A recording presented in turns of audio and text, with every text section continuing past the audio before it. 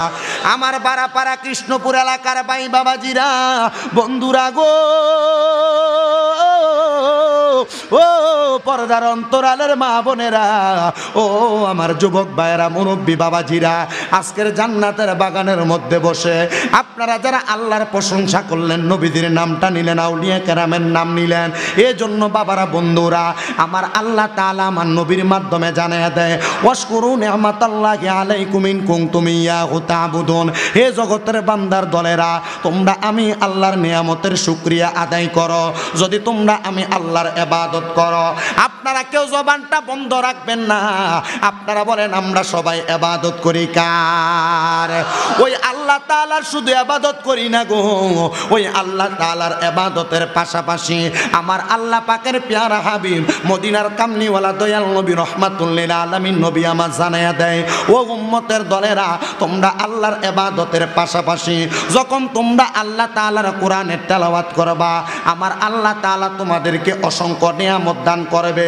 কিন্তু বড় দুঃখের বিষয়, বড় আফসোসের বিষয়, আজকের জান্নাতের বাগানে আপনারা যারা আসলেন, বাংলাদেশের মধ্যে যারা মুসলমান দাবি করে, এর মধ্যে বেশিরভাগ যারা মাদ্রাসায় পড়ে না, জেনারেল শিক্ষিত, এরা কিন্তু আল্লাহর কোরআন ভালো করে পড়তেও পারে না। আপনাদের মনের মধ্যে প্রশ্ন থাকবে, হুজুর কেন এমন কথা বললেন, জেনারেল শিক্ষিতরা কি কোরআন পড়ে না? অবশ্যই কোরআন পড়ে, কিন্তু বেশিরভাগ মানুষ কোরআন পড়ে কথা সত্য, ওই মানুষগুলা কোরআন তেলাওয়াত করে, আবার কোরআন তেলাওয়াতের পাশাপাশি তারা খারাপ কর্মকাণ্ডের মধ্যেও পড়ে থাকে। কিন্তু না রে না,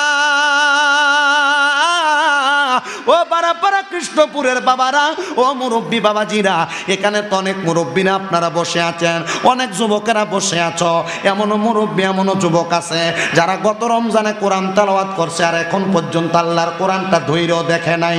পর্দার অন্তরালে আমার অনেক মা বোনেরা ওয়াজ শুনতেছে, যারা গত রমজানে কোরআন শরীফ পড়ার পরে 27 দিন যে কোরআন শরীফ গিলাপ পেছায়া রাখছে, এখনো আর তারা কোরআন শরীফটারে ধৈর্য দেখে নাই।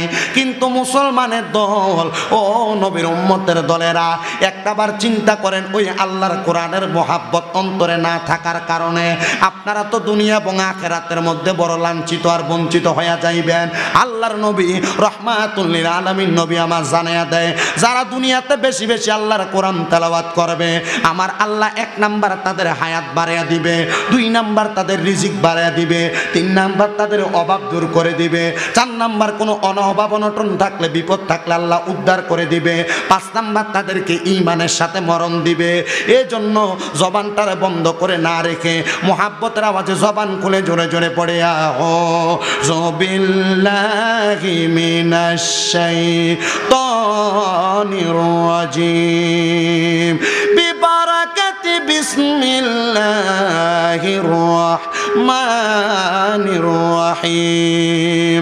লা ইউকাল্লিফুল্লাহু নাফসান ইল্লা উসআহা ওয়া ক্বালা তাআলা ফি কালামিহিল মাজিদ ওয়া ফি ফুরকানিহিল হামিদ ওয়া লা তাকুনু কাল্লাযীনা নাসুল্লাহা ফাআনসাহুম আনফুসাহুম উলাইকা হুমুল ফাসিকুন।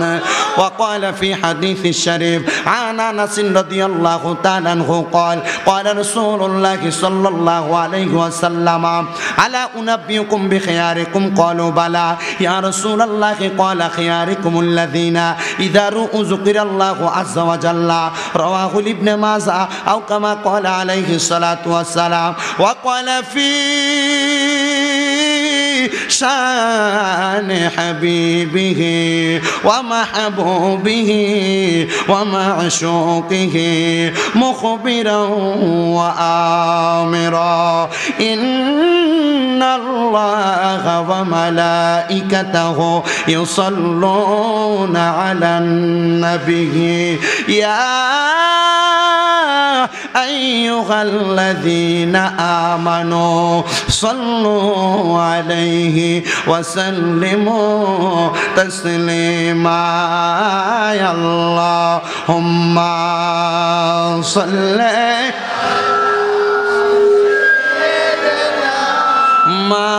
مولانا محمد وعلى آل سيدنا আর জবান খুলে মোহাব্বতের আওয়াজে পড়েন আল্লাহুম্মা সাল্লি এই মাইকের কোন সুইচটা দিয়ে আমি সামসি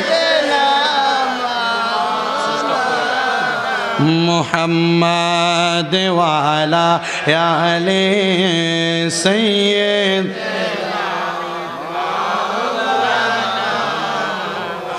আমি এই দেখিলাম সোনার ছবি আবার যাইয়া দেখি না আমি এই দেখিলাম প্রেমের ছবি আবার যাইয়া দেখি নাই আগে জানি না তুমি এমন করে ছেড়ে যাইবার গাজীপুরিয়া গে জানি না তোমার আত্মা তেমি সায়াতা কইতাম কত প্রেমের কথা গো এখন কার কাছে কই মনের কথা কেউ নাই আমার আপনা পানুয়া কার কাছে কই মনের কথা কেউ নাই আমার আপনা আগে জানি না তুমি এমন করে ছেড়ে যাইবার বাগদাদিয়া গে জানি না হায়রে একটি বাসায় দুইটি পাখি কত যে আনন্দে থাকি গো এখন তুমি কোথায় আমি কোথায় কাউকে কেউ আর দেখি না মুর্শিদ এখন তুমি কোথায় আমি কোথায় কাউকে কেউ আর দেখি না আগে জানি না মুর্শিদ এমন করে ছেড়ে যাইবার বান্দবাগে জানি না আল্লাহুম্মা সাল্লি মাওলানা মুহাম্মদ ওয়া আলা আলি সাইয়্যিদিনা একটু জবান খুলে মোহাব্বতের আওয়াজে দুরূদ শরীফের আওয়াজের পর একটু জিকির করেন লা ইলাহা ইল্লাল্লাহ লা ইলাহা ও লা ইলাহা ইল্লাল্লাহ আল্লাহ বেহেশতের মাঝে রাখিলা হেকমতে গন্ধমে খাওয়াইয়া হেকমত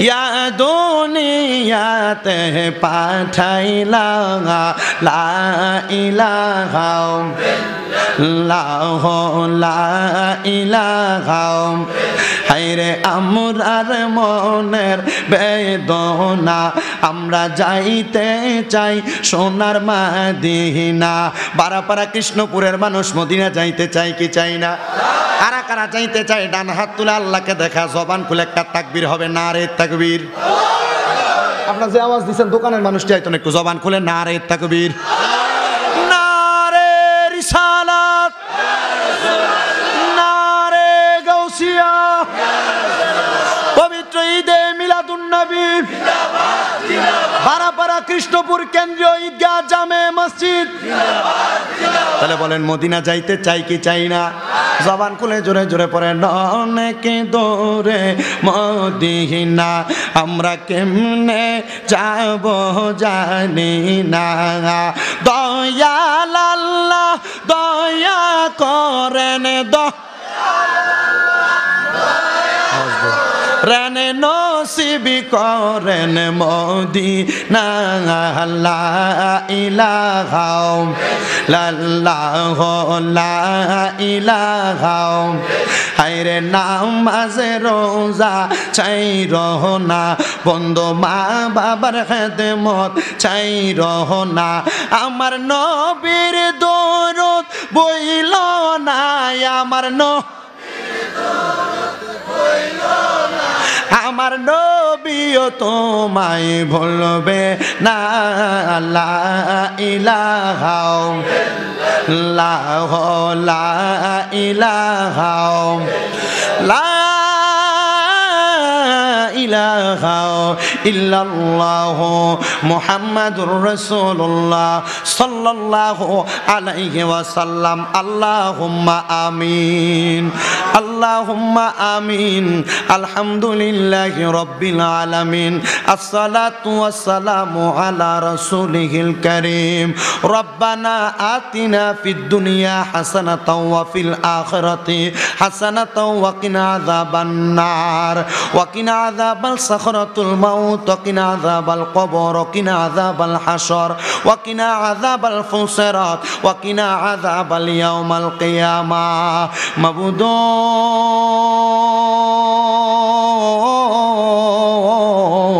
ও দয়াল আল্লাহ একটু রহমতের নজর কইরা তাকিয়ে দেখেন আল্লাহ এই কুমিল্লা শহরের প্রাণকেন্দ্র বারাপাড়া কৃষ্ণপুর কেন্দ্রীয় ঈদগাহ জামে মসজিদ প্রাঙ্গণে মহাপবিত্র ঈদে মিলাদুন্নবী সাল্লাল্লাহু আলাইহি ওয়াসাল্লাম উদযাপন উপলক্ষে 14তম বাৎসরিক ঈমানি নুরানি ওয়াজ দোয়ার মাহফিল সাজাইয়া আমার সঙ্গে আলেম ওলামারা দাড়ি পাকা মুরব্বী বাবারা যুবক নওজোয়ান ভাইয়েরা ছোট্ট ছোট্ট মাসুম বাচ্চারা পর্দার অন্তরালের আমার মা বোনেরা আপনি আল্লাহর শাহিন শাহী পাক দরবারে গুনাহগার কাঙ্গালের বেশে দুইখানা হাত বাড়াইছে আল্লাহ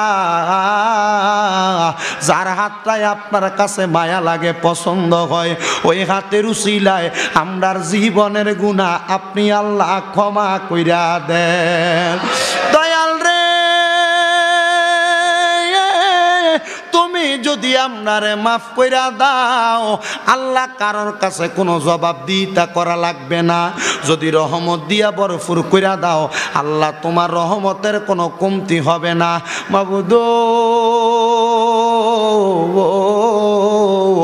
আজকের মুনাজাতের মধ্যে কত সন্তান জানি হাত বাড়াইছে যেই সন্তানের জগতের মধ্যে বাবা নাই যেই বাবা রিক্সা চালাইয়া মাটি কাইটা মাথার গাম পায়ে ফালাইয়া পরের বাড়িতে বদলার কাজ কইরা সন্তানরে মানুষের মতো মানুষ কইরা দেওয়ার জন্য আব্বা জান এত কষ্ট করছে রে আল্লাহ জানি না রে আল্লাহ কার জানি এমন আব্বা যা অন্ধকার কবরে শুয়া রইছে এমন আব্বা যাদের অন্ধকার কবরে রে আল্লাহ আব্বার কবর তুমি জান্নাতের বাগান বানায়া দাও দয়াল রে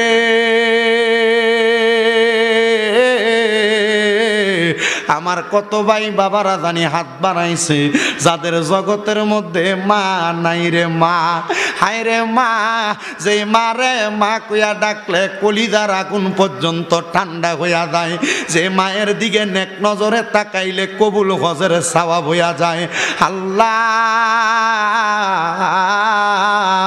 যাদের এমন মা অন্ধকার কবরে আমার কবর তুমি আল্লাহ জান্নাতের বাগান বানায়া দাও রব্বুল আলামিন আল্লাহ ফরিয়াদ তোমার দরবারে এমন ইয়াতিমেরা হাত বানাইছে রে আল্লাহ যাদের মাও নাই বাবাও নাই জনমের এতিম আম্মাই আব্বা চইলা গেছে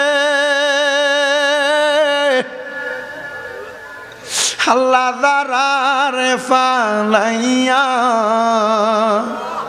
তারারে রাইখা গো গেছে কান্দিবার লাগিয়া আজকে যোহরের নামাজের পরেও এই বারাপাড়া এলাকার একজন মহিলা আবুল কাসেম সাহেবের স্ত্রী ফোন দিয়া বলছে হুজুর কত মুনাজাতে কত মানুষের জন্য দোয়া করেন আজকে আমরার এলাকার মাহফিলে আইসা আমার মার লাগে একটু দোয়া করেন। আমি জিগাইলাম কি গো, মার জন্য দি দোয়া চান, বাপের জন্য দি দোয়া চান না? আমারে কই হুজুর আমার বাপ বাচ্চা আছে কিন্তু আমার মা নাই। হুজুর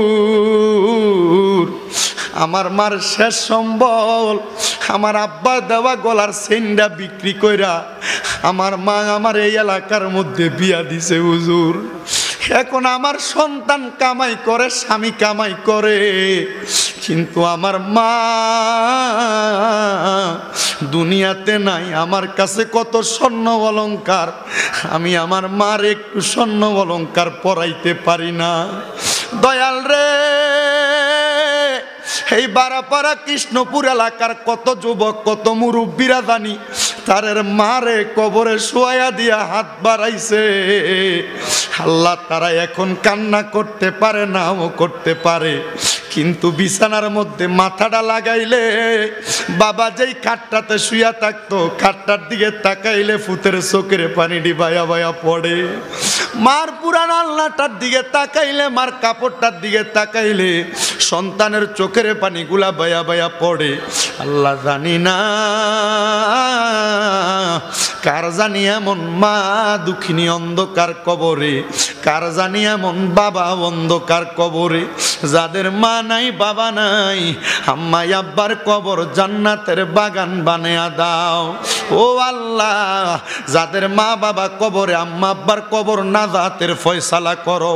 যাদের মা বাবা বেঁচে আছে গো, আম্মা আব্বার হায়াতের মধ্যে বরকত দান করো, আম্মা আব্বার খেদমত করার মতো তৌফিক দান করো ও আল্লাহ। এমন করে বংশের কবর আযাব মাফ করে দাও।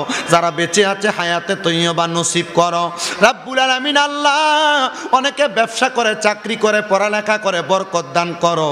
বিশেষ করে আজকে এই বারোপাড়া কৃষ্ণপুর কেন্দ্রীয় ঈদগাহ জামে মসজিদের মাহফিলে যারা টাকা দিয়া, পয়সা দিয়া, শ্রম দিয়া, বুদ্ধি দিয়া, পরামর্শ দিয়া, মাইক দিয়া, লাইট দিয়া, প্যান্ডেল দিয়া, মিডিয়ার ভাইয়েরা সহ সম্মানিত শ্রোতা মণ্ডলীরা, পর্দার অন্তরালে আমার অনেক মা বোনেরা ওয়াজ শুনতেছে, আল্লাহ প্রত্যেকরে তুমি কবুল আর মঞ্জুর করে নাও। 14তম মাহফিল কিয়ামত পর্যন্ত মাহফিল দায়েম এবং কায়েম রাখো ও আল্লাহ।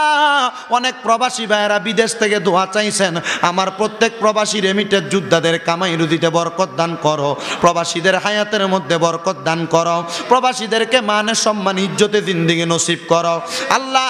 এ বারাপাড়া কেন্দ্রীয় কৃষ্ণপুর কেন্দ্রীয় ঈদগাহ এবং মসজিদ যারা পরিচালনা করে, এলাকাবাসী সহ প্রত্যেকরে তুমি কবুল মঞ্জুর করো আল্লাহ। ফরিয়াদ তোমার দরবারে, যেদিন মরণ দিবা দুঃখ নাই, মরণের আগে একবার আমার নূরের নবীর নূরানি চেহারা মুবারক দেখাইও আল্লাহ। মরণের আগে একবার তাওয়াফে বাইতুল্লাহ জিয়ারতের রওজা রাসূলুল্লাহ নসিব করাইও আল্লাহ। মদিনা না দেখা যদি মারা যায়, মরার পরে রুহুটা মদিনা মদিনা বইলা কান্না করবে। মরণের আগে একবার আমার নবীর নূরানি চেহারা মুবারক দেখতে দেখতে সকলের পীর ও মুর্শিদের জবানের সঙ্গে জবান মিলে পড়াইয়া দিয়েন লা ইলাহা ইল্লাল্লাহু মুহাম্মাদুর রাসূলুল্লাহ সাল্লাল্লাহু আলাইহি ওয়াসাল্লাম। জবান বন্ধ রাখবেন না, জবান খুলে উচ্চ কণ্ঠে জোরে পড়েন আলহামদুলিল্লাহ। উপস্থিত হাজিরিন, আজকে বারোপাড়া কৃষ্ণপুর কেন্দ্রীয় ঈদগাহ জামে মসজিদ প্রাঙ্গণে মহাপবিত্র ঈদে মিলাদুন নবী সাল্লাল্লাহু আলাইহি সাল্লাম উদযাপন উপলক্ষের মাহফিল।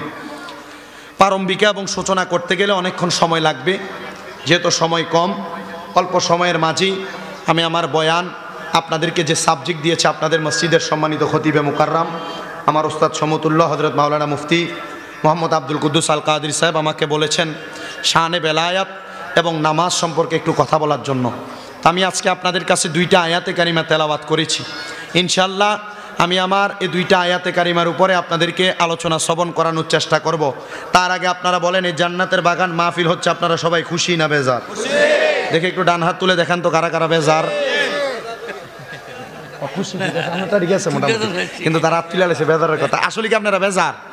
মূলত আমরা খুশি না বেজার? যারা যারা খুশি ডান হাতটা সোজা করে তোলেন। চলছে বাবা তকির করে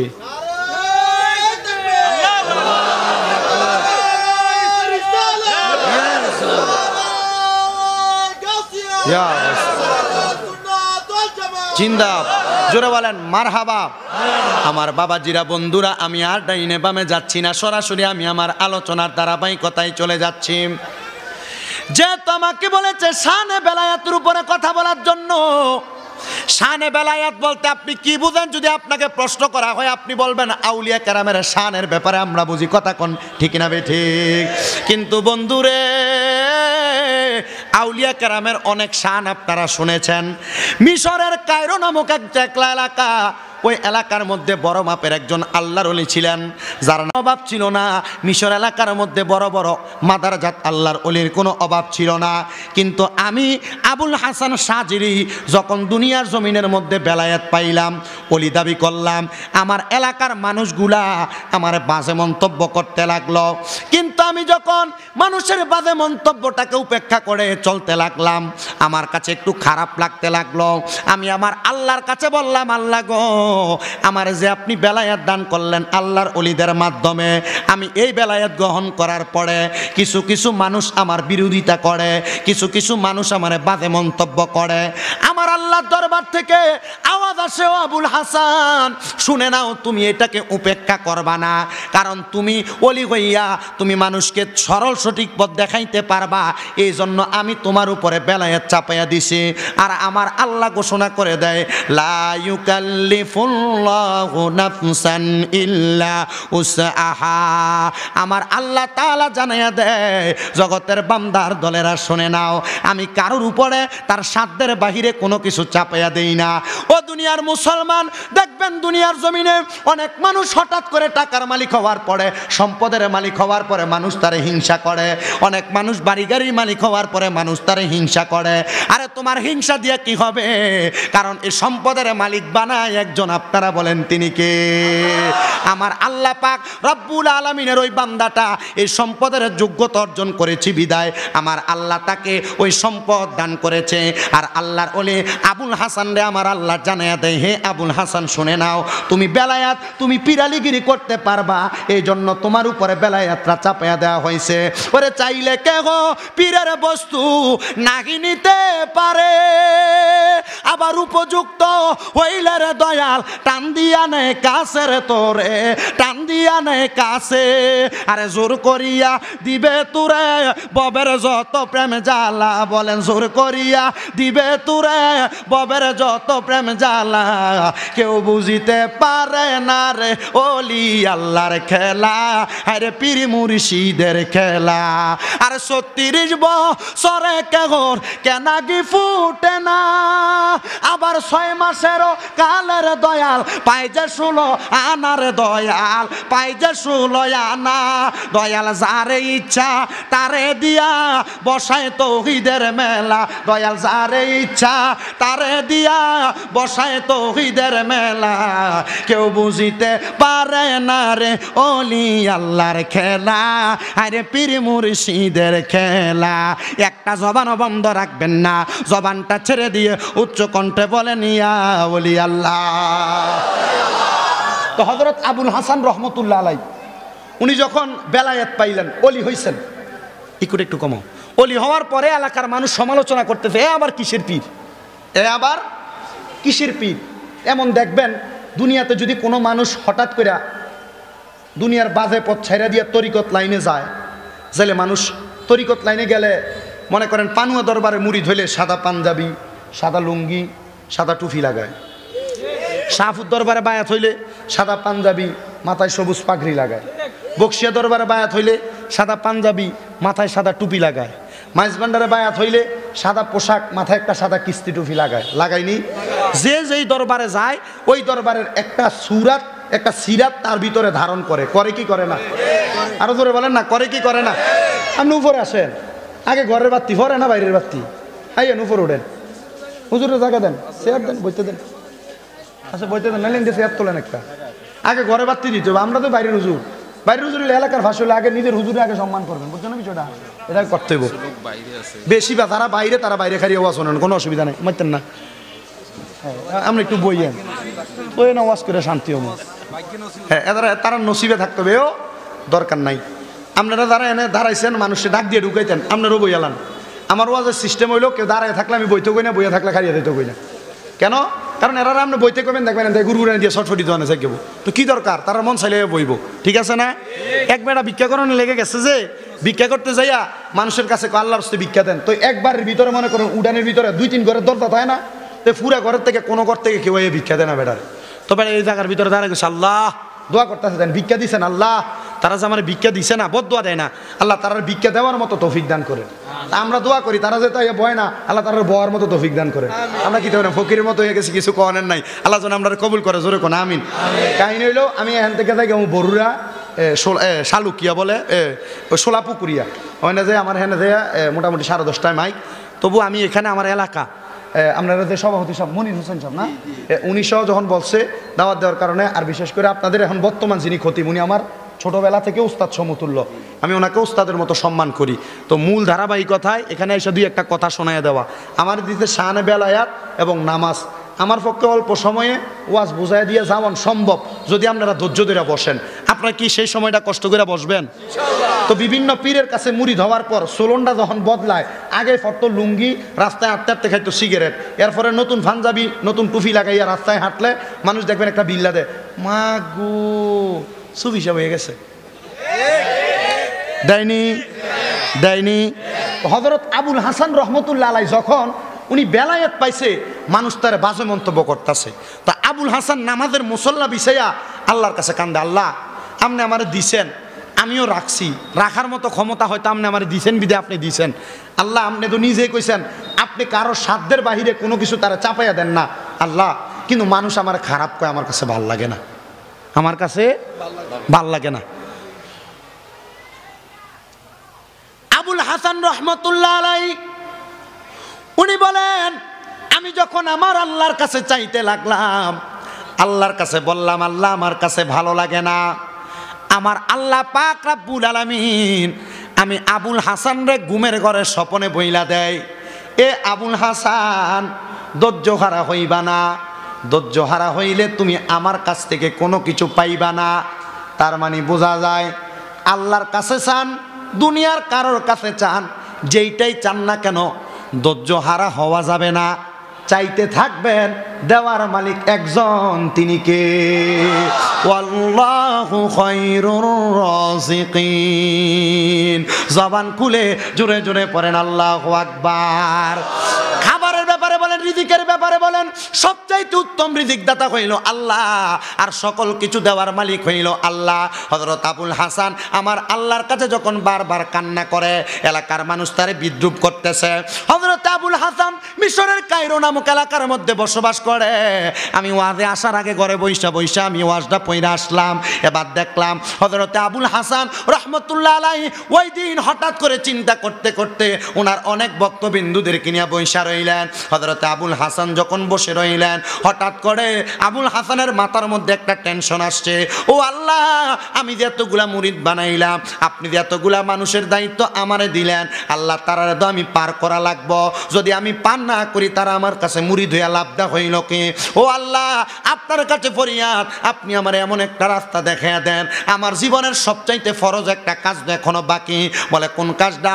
আল্লাহ আপনার বাইতুল্লাহ শরীফ, আমি আপনার বান্দা দাবি করি কথা সত্য, এখনো পর্যন্ত আপনার বাইতুল্লাহ শরীফ আমার 2টা চোখ দিয়ে দেখা হয় নাই, যেই নবীর উম্মত দাবি করি ওই নবীর মদিনা শরীফ এখনো আমার দেখা হয় নাই, আল্লাহ আপনি কি আমার একবার মক্কা মদিনা নিয়ে যাইবেন না? আপনারা বলেন বাবারা, আমরা সবাই ওই মক্কা মদিনা যাইতে চাই কি চাই না? আরে ভালোবাসার জায়গা মদিনা, ভালো লাগার জায়গা মদিনা, বলেন ভালোবাসার ভালো লাগার জায়গা মদিনা, বলেন ভালোবাসার ভালো লাগার জায়গা মদিনা।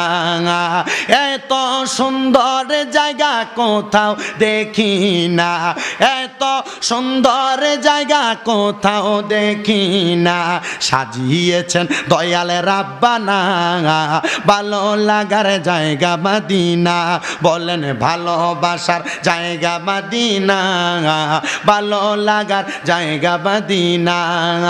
মদিনা শরীফ শরীফ নূরের খাজিনা, মদিনা শরীফ নূরের খাজিনা। আশিকে ছাড়া কেউ তো বুঝে না, আশিকে ছাড়া কেউ তো বুঝে না, ভালোবাসার জায়গা মদিনা। বলেন ভালোবাসার জায়গা ভালো লাগার। আপনাদের জোরে কন্যা কেমন জানি একবারে উদয় উদয় গেছেন, একটু মোহাব্বতের আওয়াজে কইয়েন। আমি মদিনা এখনো গেছি না, আপনার এলাকার সন্তান আমরা কামরুল হুজুর চিনেন না আপনারা?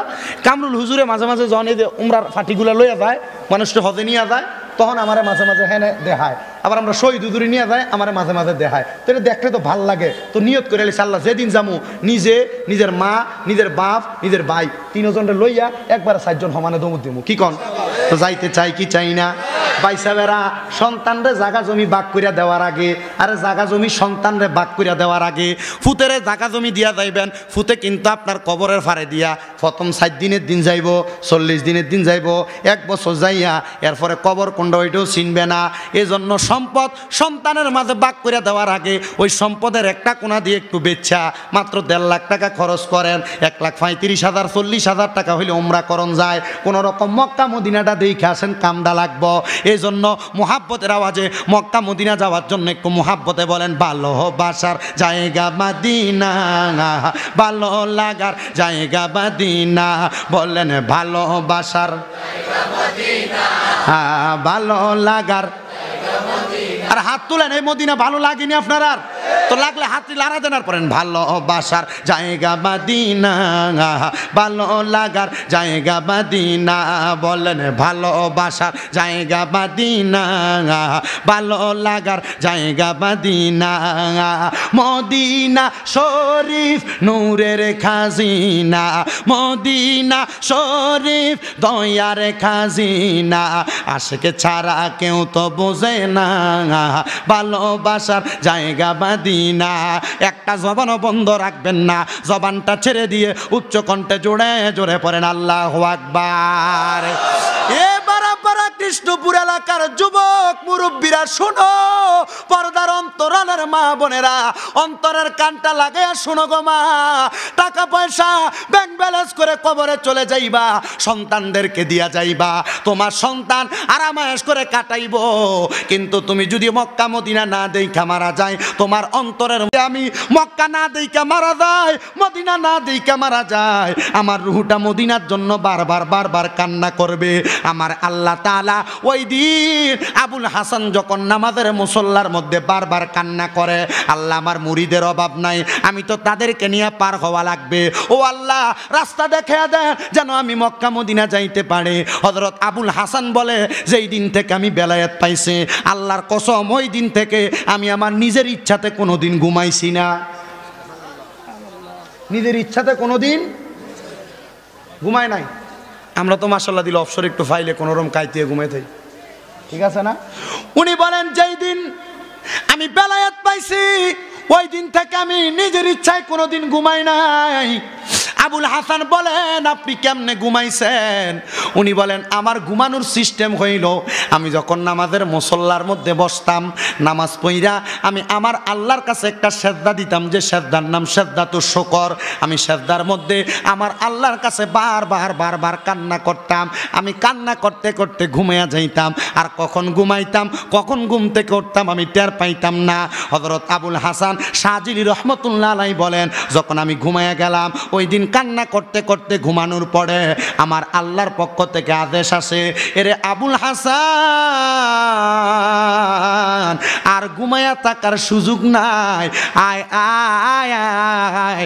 আমি আল্লাহ পাক রব্বুল আলামিনের দরবার থেকে ইশারা হয়ে গেছে, আল্লাহর কাবা তাওয়াফ করার জন্য চলে আসো, নবীর মদিনা জিয়ারত করার জন্য চলে আসো। আবুল হাসান শাহজিলি রহমতুল্লাহ আলাইহি বলে, আমি ঘুম থেকে সজাগ হইয়া গেলাম। আমি ঘুম থেকে সজাগ হইয়া আমি আমার আল্লাহর বাইতুল্লাহ তাওয়াফ করার জন্য রওনা করব।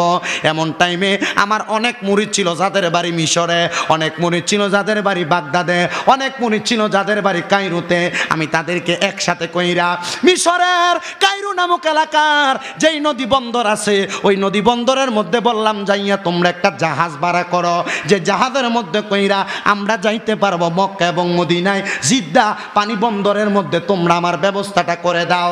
এবার যখন ব্যবস্থা করতে গেলেন, যা দেখে জিদ্দা বন্দরে যাওয়ার জন্য কায়রো নদী বন্দরের মধ্যে কোনো বাহন নাই, যাওয়ার মতো কোনো লঞ্চ নাই, কোনো স্টিমার নাই। আরে আগের যুগে কোনো লঞ্চ স্টিমার ছাড়া মক্কা মদিনা যাওয়ার জন্য কিন্তু বাষ্পীয় যে জাহাজ, যেটাকে আমরা বলি উড়োজাহাজ, যেটাকে আমরা প্লেন বলি, এমন কোনো ব্যবস্থা ছিল না।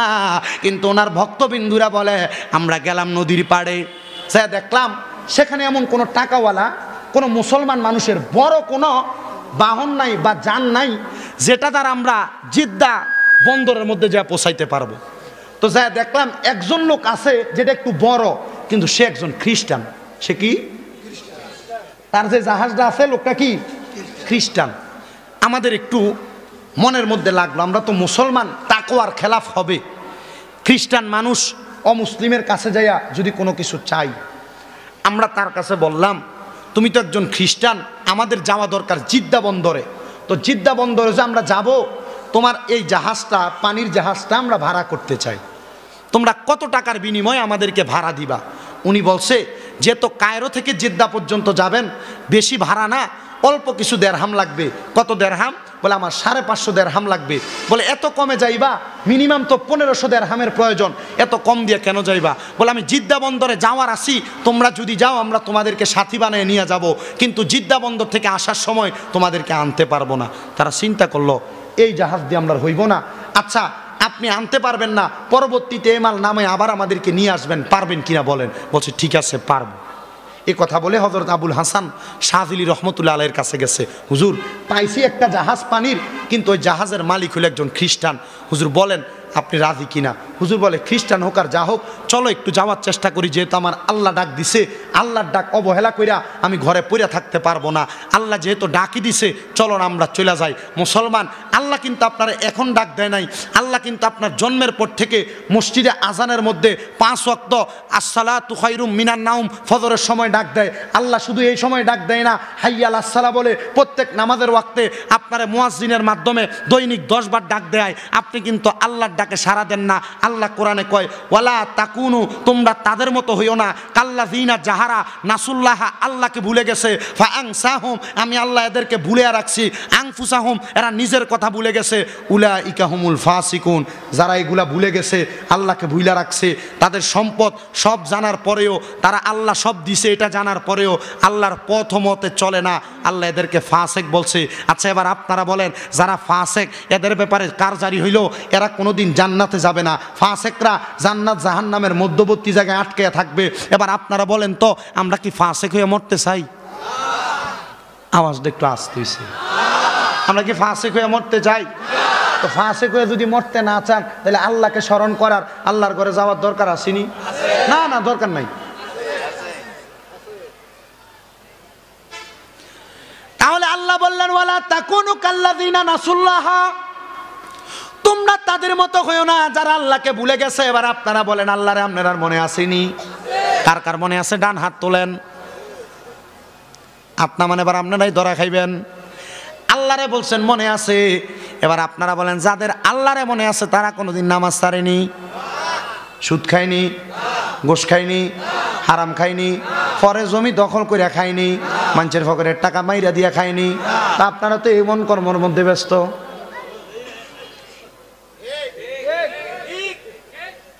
এখানে অনেকে আছে আজকে আশারের নামাজটা পড়ছে না। ঠিকের আওয়াজ আসতে বোধ মানিক বাড়ি দিলে গুনা গেছে তোটা উপরের দিকে মানে নিজের কাছে পরে। মজা লাগুক আর না লাগুক, মনোযোগের সাথে শুনেন ও মুসলমানের দলেরা, যদি আপনি মুসলমান দাবি করেন, আল্লাহকে মনে আছে আপনি মনে করেন, তাহলে আপনি কোনোদিন নামাজ ছাড়তে পারেন না, আল্লাহর ইবাদত ছাড়তে পারেন না। ভালো লাগলে শুনবেন, না লাগলে শোনার দরকার নাই। বলে হুজুর কেন এই কথা বললেন? ওয়াজ মাহফিল তো সবাই শুনতে পারে, আরে নামাজ না পইরা এমন 10টা 20টা 100টা ওয়াজ শুনলে কোনো লাভ? আল্লাহর ওলি ডাক দিয়া কয় চলো, যাওয়ার তো দরকার, আল্লাহ ডাক দিছে। আল্লাহটাকে যদি সাড়া না দিতে পারি তাহলে তো আমার মনে শান্তি লাগবে না। ও মুসলমান, ও বারাপাড়া কৃষ্ণপুর এলাকার বাবাজিরা বন্ধুরা, এবার রওনা করলেন। ওরে ওই নৌকা ওই পানির জাহাজের মধ্যে যখন উঠল, জাহাজের মধ্যে ওঠার পরে আল্লাহর বান্দা এই কায়রো থেকে সামান্য দূর যাওয়ার পরে, মনে করেন কুমিল্লা থেকে বাহির হইয়া মাত্র দাউদকান্দি পর্যন্ত গেছে, যাওয়ার পরে ওই নৌকাটা ওই জাহাজটা ওই জায়গার মধ্যে আটকে গেছে, আর সামনে যাইতে পারে না। এবার ওই আল্লাহর ওলির জাহাজ আটকে যাওয়ার খবর এলাকার মানুষ জানতে পারছে। উনি তো নতুন খেলাফত পাইছে, বেলায়েত পাইছে। এবার কোন মানুষগুলা জাহাজ আটকে যাওয়ার খবর পাইয়া টিস্কারিটা কি কম মারবো না বেশি মারবো? দেখছো নি নতুন হিসাব, নতুন বিষয়। মক্কা যাইতে লাগছে আল্লাহর আদেশে নাকি যাইতে লাগছে। এখন এবার জাহাজ দিয়ে মাদ্রাসা আটকে গেছে, এটা চলে না, এটা আর চিন্তা করতে লাগলেন। হজের অনেক আগে রওনা করছে, কিন্তু হজ অতি সন্নিকটে, সময় চলে যায়, যাওয়ার মতো সময় পাইতেছে না। এবার আল্লাহর ওলি একটু সামান্য সামান্য রাগান্বিত হইয়া আমার আল্লাহর কাছে নামাজের মুসল্লাটা বিছাইয়া আমার আল্লাহর কাছে বারবার ডাক দেয়, মনিব ও দয়াল আল্লাহ, আমি যদি না যাইতে পারি কি হবে আমার দয়াল মাওলা রে, আরে মাওলা রে তোরে পাক নামের দোহাই, আমি যদি ডুইবা মরি, আমি যদি ডুইবা মরি, কলঙ্ক তো মার দয়াল মাওলা রে। কান্দে আমার আল্লাহর কাছে, আল্লাহ যাইতে পারি না। মানুষ বাদে মন্তব্য করে, কান্না করার সময় আমার আল্লাহ এলহামের মাধ্যমে জানাইয়া দেয়, এ আবুল হাসান চিন্তা করো না, চিন্তা করো না, মাঝিকে যা বলো মাস্তুলটা তোলা দিতে।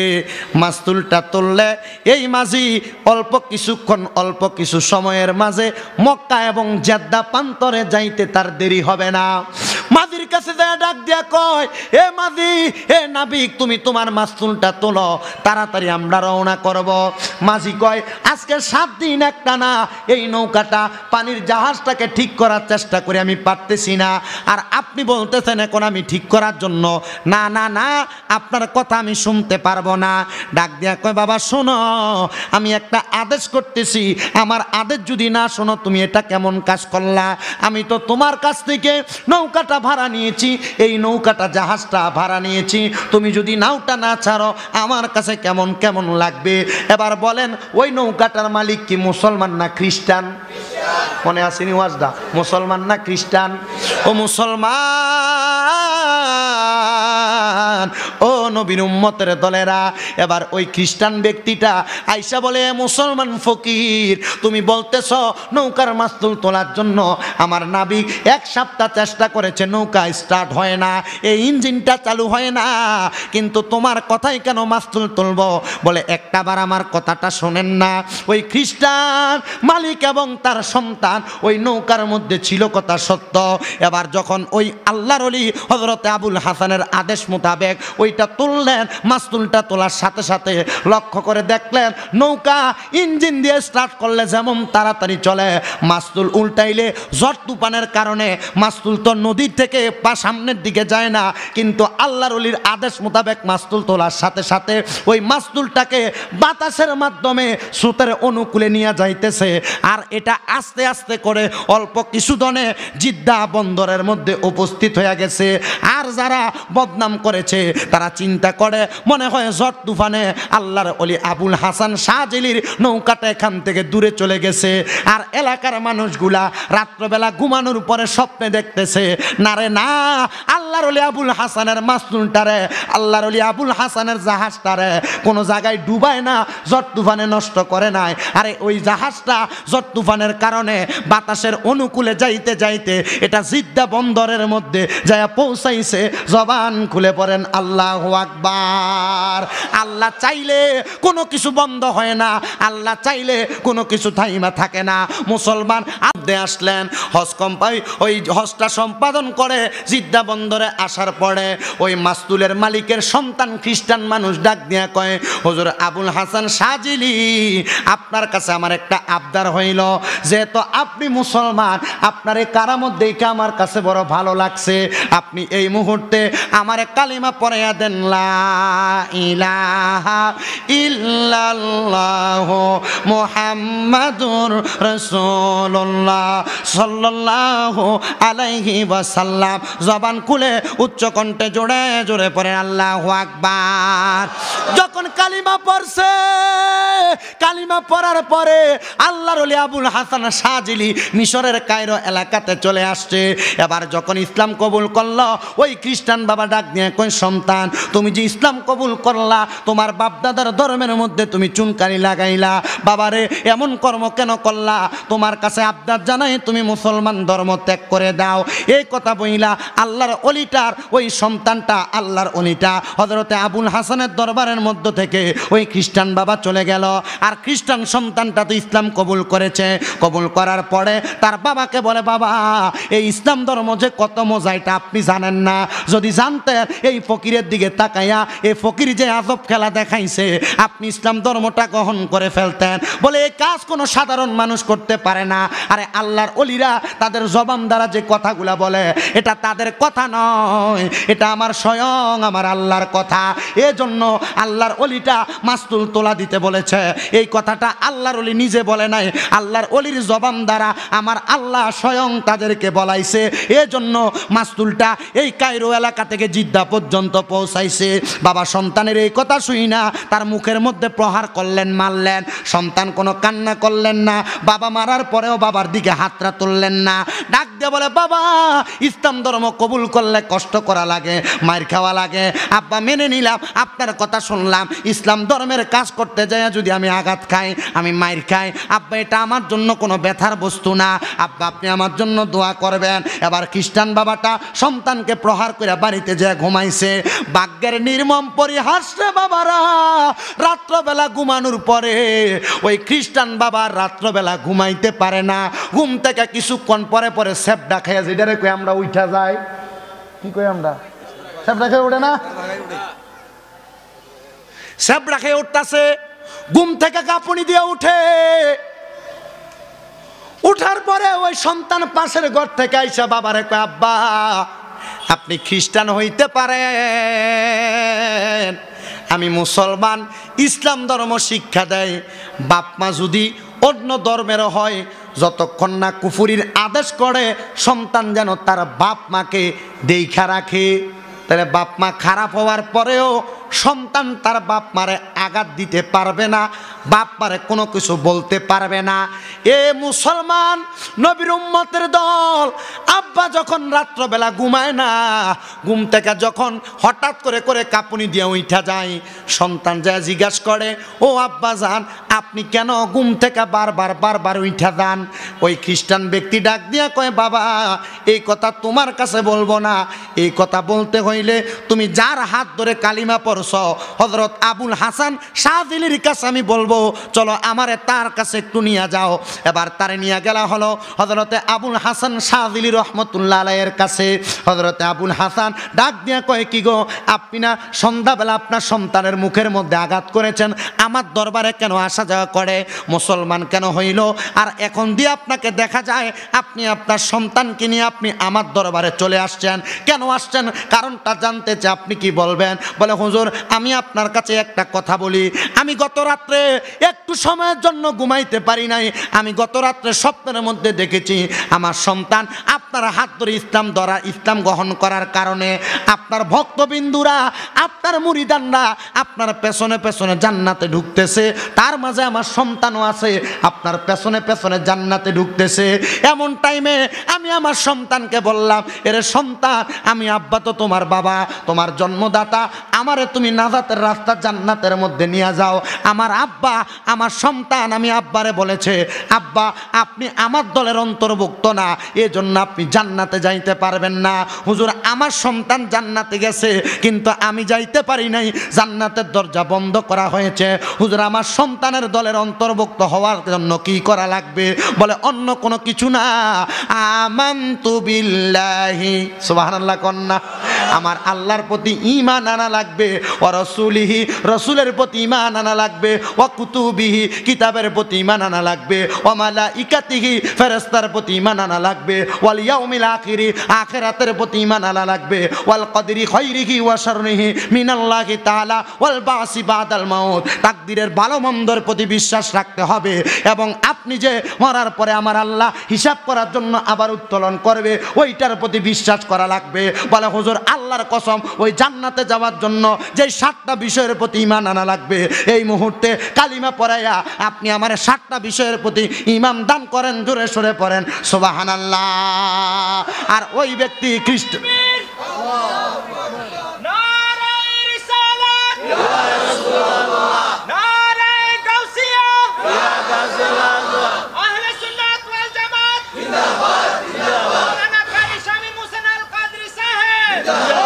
ও মুসলমান নবীর উম্মতের দল, সামান্য একটা স্বপ্নের কারণে জান্নাতে যাওয়ার জন্য একজন খ্রিস্টান যদি ইসলাম ধর্ম গ্রহণ করতে পারে, আপনারা বলেন আমরা মুসলমান দাবি করি, আমরা মুসলমান হইয়া আল্লাহ তাআলার পথ মতে চলার দরকার আছে না নাই?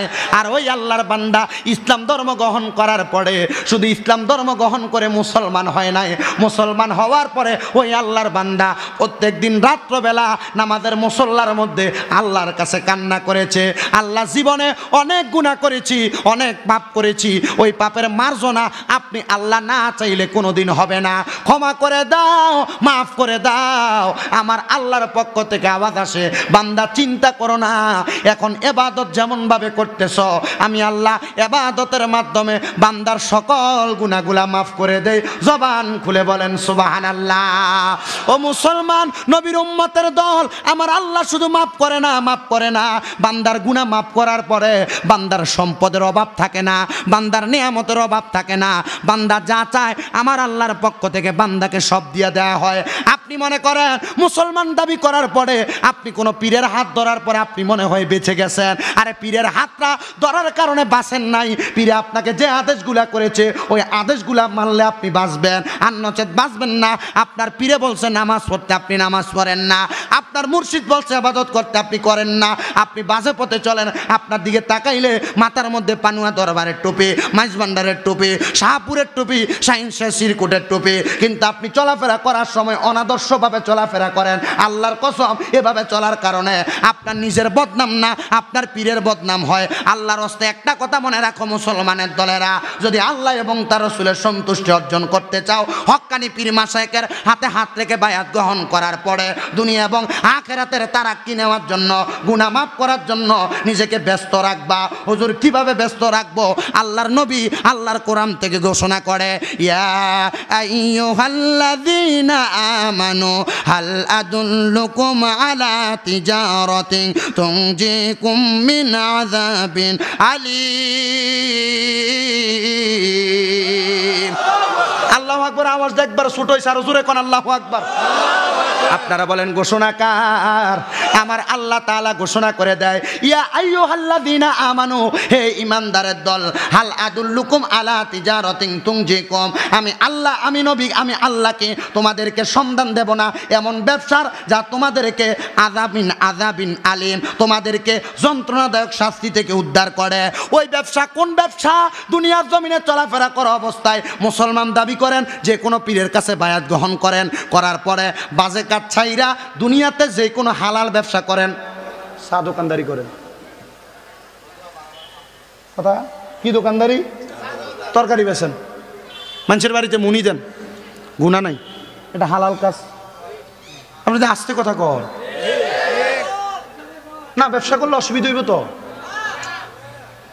এই ব্যবসার দরকার নাই, বাড়িতে বইয়া এনের ফেস হেনে লাগাবেন, এনের গিরিঙ্গি হেনে লাগাবেন, কাম হইব।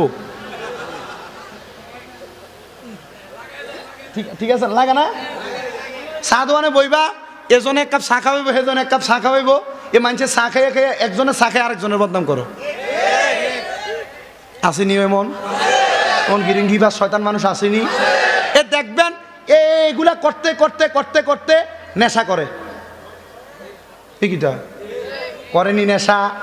এগুলা করতে করতে করতে করতে 2 দিন পরে নেশা করার পরে এত ব্যবসা করে,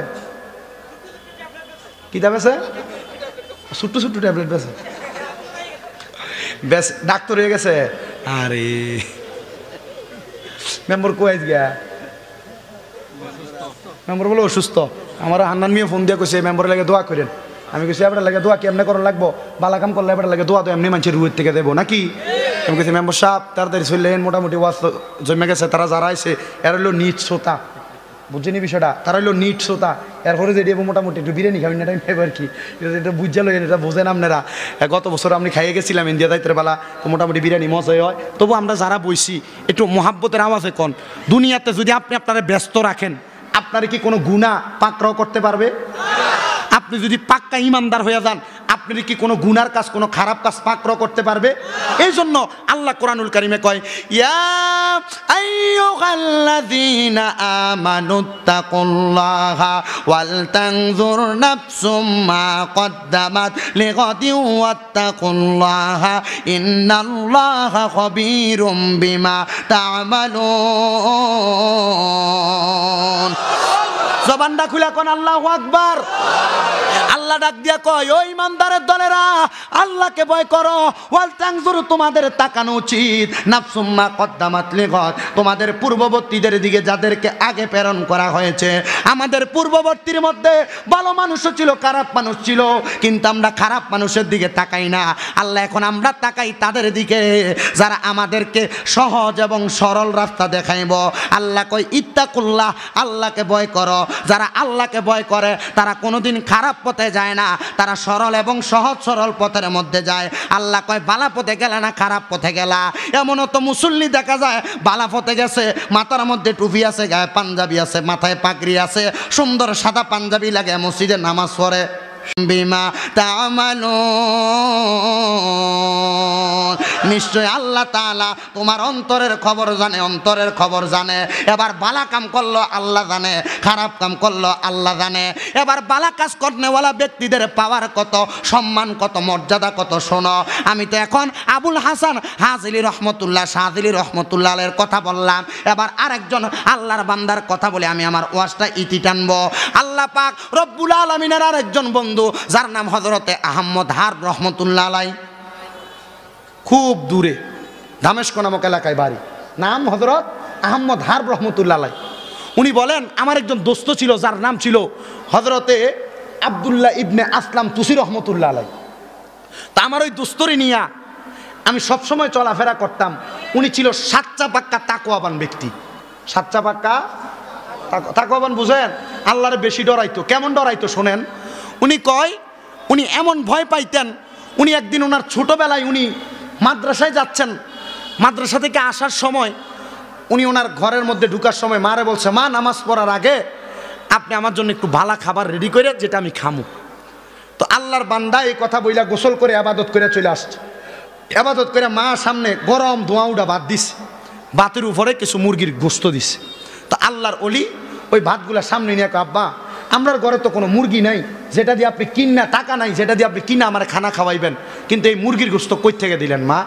ডাক দেখো বাবা আমি মা যে মুরগিটা লালন পালন করতাম এই মুরগিটা জবা কইরা তুমি সন্তানের পাতে দিছি। ডাক দেখো মা এ মুরগির গোস্ত আমি খাইতাম পারতাম না, এ মুরগির গোস্ত আমি খাইতে পারতাম না। বলে বাবা কেন? বলে শোনেন এ মুরগির গোস্ত যদি আমি খাইতে হয় মা, এই মুরগিটা আমরার পাশের বাড়ির যে ঘরটা দেখা যায় এই ঘরের উঠানের কিছু সরিষা রইদে দেওয়া ছিল, এই মুরগি আমি মাদ্রাসায় যাওয়ার সময় দেখছি এই মুরগি মানুষের সরিষা খাইয়ে লাইতেছে। তো তুমি এই মুরগি কেন খাইবা না? বলে মুরগি না খাওয়ার কারণ হইল যেই মুরগি মালিকের অনুমতি নাই, মালিক জানেও না, মালিকের সরিষা খাইছে, মাগো এই মুরগির গোস্ত আমার ফেটে গেলে এটা আমার ফেটে হজম হবে? মার হাবাটা কি আসতে কইবেন? আচ্ছা যেই ব্যক্তি কোনো মুরগি পরের ক্ষেতের সরিষা খাওয়ার কারণে আল্লাহর ওলি খায় না, আপনারা বলেন ওই আল্লাহর ওলিটা কি কম মাফের ওলি না বড় মাফের ওলি? অনকালার ফিসাবরা তো বাচ্চা বুচ্চা খাইব দূরের কথা, মুরিদরা যাতে তা ফকেটে বরে বরেনি বরেনি। হারাম বাচ্চা সুদের টাকা ঘুষের টাকা থেকে টাকা আমারে দিও না, এই কথাগুলা কয়নি হিসাবে এটা যাচাই করে এরপরে যাইয়েন পীরের কাছে। কথা কয় না দি? শোনেন মুসলমানের দলেরা, হযরত আহমদ হারব রহমাতুল্লাহ আলাইহি বলে, একদিন আমি যোহরের নামাজের পরবর্তী সময়ে গাছের নিচের মধ্যে বসে আছি, এমন টাইমে আমি তাকায়া দেখলাম একটা শয়তান আমার সামনে, চোখের সামনে আসমান থেকে আছাড় খেয়া পড়ছে। কি পড়ছে? আপনারা এই পর্যন্ত কেউ শয়তান দেখছেননি? শয়তান দেখছেননি? শয়তানের তিনটা প্রকার। কোন কয়টা প্রকার? এক নাম্বার মানুষ শয়তান, দুই নাম্বার জিন শয়তান, তিন নাম্বার খান্নাস শয়তান। এ তিনটা প্রকার শয়তানের। এ তিনটা প্রকারের ভিতরে মানুষ শয়তান যদিও দেখেন এলাকার ভিতরে যদি কুনেরটা বানা করে, মানুষের মাঝে ঝগড়া লাগায়, সুদের টিয়া খায়, গোশের টিয়া খায়, হারাম খায়, বুঝবেন এটি মানুষ শয়তান। এটি কি শয়তান? তা আমি আমার উস্তাদ মাওলানা আব্দুল মান্নান হুজুরে গেলাম, হুজুর এ শয়তান যে এটি দুনিয়াতে চলাফেরা করে, এটির লোকে শয়তান কয়টা আছে? কয় এটির লোকে শয়তান নাই। গেলাম হুজুর কেন শয়তান নাই? কয় এটি আসলে বড় শয়তান। কথা কয় না কেন? এটি আসলে কি শয়তান? বড় শয়তান। এটি থেকে আপনারা কে বাঁচাবো? নারে তাকবীর, নারে রিসালাত, নারে গাউসিয়া। হযরত মাওলানা মুফতি আব্দুল কুদ্দুস আল কাদরি সাহেবের আগমন এই মাহফিলের পক্ষ থেকে, বারোপাড়া কৃষ্ণপুরের পক্ষ থেকে নারে তাকবীর, নারে রিসালাত। আর ওয়াজ কুতুর বাইরে এসে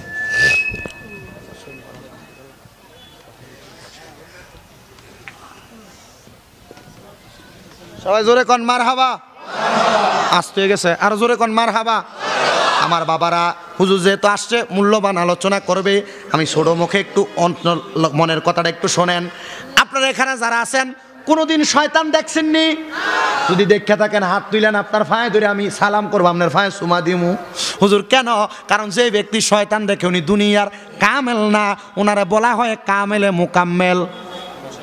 কত মানুষের নামের আগে কত লকবার টাইটেলের অভাব নাই, কিন্তু কামেলে মুকাম্মেল ব্যক্তি কি দেখে? শয়তান দেখে। কথা কি দেখে? হযরত আহমদ হারব রহমাতুল্লাহ আলাইহি বলে, আমি দেখলাম যোহরের নামাজের পরে আমার চোখের সামনে আসমান থেকে একটা শয়তান ধপস করে আমার সামনে পড়ল। আমি জিগাইলাম, শয়তান কেন রে এইভাবে পড়লা? জানতে চাই শয়তান তোমার কাজ তো মানুষকে ধোঁকা দেওয়া, আসার খাইয়া কেন পড়লা? শয়তান ডাক দিয়া কয়, শুনেন শুনেন শুনেন, আমি এমনে পড়ি নাই, আমি তো মানুষকে ধোঁকা দিতে গেছি। বলে কারে ধোঁকা দিতে গেছ? বলে আপনার একজন দোস্ত আছে যার নাম হযরতে আসলাম তুসি রহমতুল্লাহ আলাই, ওই দোস্তর কাছে গেছি। উনি অজু করার পরে উনার একটা বাষ্প বের করে, আমি উনাকে লজ্জা দিব, শরম দিব, কিন্তু উনি অজু করার পরে ওনার ডান হাতের শাহাদাত আঙ্গুলটা আসমানের দিকে উঠাইয়া কালিমা শাহাদাত তেলাওয়াত করছে। আল্লাহর কসম, কালিমা শাহাদাত তেলাওয়াত করার পরে ওনার শরীরের মধ্যে একটা জিলকানিয়ার ঝাটকা আসছে। ঝাটকা আসার কারণে আমি দেখলাম ওই আল্লাহর বান্দাটা যখন ঘাটটাকে ঝাড়া দিল, আমি তার ঘাড়ের মধ্যে বসা ছিলাম। আমি ওই বান্দার ঘাড়ের মধ্যে বসা অবস্থায় যখন বান্দা ঘাটটাকে ঝাড়া দিল, আমি তার ঘাড়ের ধাক্কার দ্বারা আমি ওইখান থেকে আপনার সামনে আইসা আসার খায়া পড়ছে। বলে এ শয়তান, ইমানদারের কাদের উপরে যায় বসছ? আল্লাহর কসম, আল্লাহর ওয়াদা, তুমি হাজার চেষ্টা করলে ইমানদাররে কোনোদিন ধোঁকা দিতে পারবা না, ধোঁকা দিতে পারবা না, ধোঁকা দিতে পারবা না। ইমানদার সব সময় যদি ওয়াজকুরুল্লাহ, আল্লাহর জিকিরের মাধ্যমে আপনি আপনার অন্তরটাকে মশগুল রাখেন, জবানটাকে মশগুল রাখেন, আপনারা বলেন আমার আল্লাহ তাআলা আপনি বান্দাকে দুনিয়া এবং আখেরাতের ধনী, দুনিয়া এবং আখেরাতে সম্মানিত বানাইতে পারে কি পারে না?